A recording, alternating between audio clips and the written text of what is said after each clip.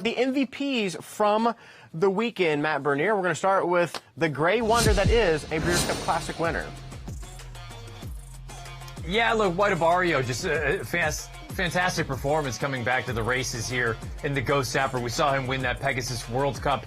He comes back in basically a paid workout in the Ghost Zapper, goes out, does what he needs to do at odds of 1-20, on to bigger and better. I'll be curious to see what the next stop is on the tour for this horse, Caleb. My guess would be maybe the Met Mile, or maybe you wait for a race like the Whitney over the summer.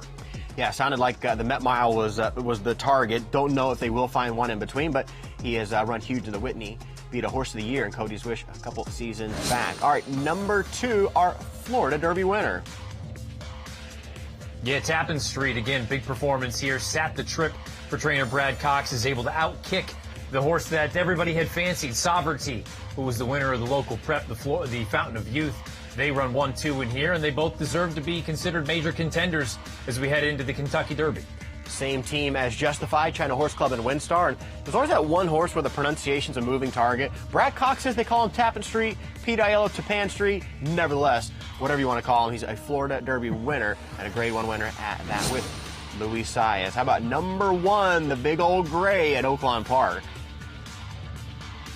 The big one, Sandman, finally delivering on all that expectation. You would expect him to continue to improve as the distances get longer. That's exactly what we're going to get the first Saturday in May. The key is just he needs a little bit of pace, and he needs a clean trip to come with his big finish. If he gets all that, he's a major threat to win the Run for the Roses. And kind of all over the place. Shows you how much talent the horse has. 99 Buyer, not even running straight, almost lost focus, and still winning the Arkansas Derby home and cooled out by over 2 lengths in the end for Sandman. So top 3 from this Monday, but Matt, I'm hearing that you have an honorable mention as well. Honorable mention, and actually of the 3-year-olds, the horse that ran the fastest. This is a horse called Clever Again.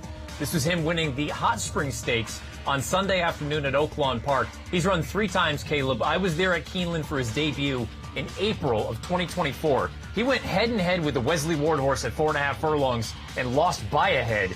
He hadn't been seen since the beginning of February at Oaklawn Park. He's now ripped off a couple of open-length victories. The Beyer speed figure came in. That horse just earned a 101 Beyer in that spot right there. I've said some outlandish things, Caleb. I'm going to tell you right now, that's the Preakness winner. Regardless of what happens in the Kentucky Derby, I don't know if he's going to show up in the Lexington, if you need a race to run him in between now and then. The second jewel of the Triple Crown, I'm going to call it to Clever Again. Right now here on, what's today, March 31st?